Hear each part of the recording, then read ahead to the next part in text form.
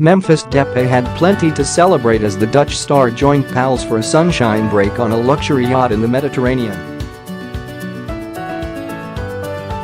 The 24-year-old winger has enjoyed a renaissance at French side Lyon after a nightmare 18 months at Manchester United.And Depay, who has scored 27 goals in 62 appearances in Ligue 1, is poised for a big-money move to Italian giants AC Milan this summer.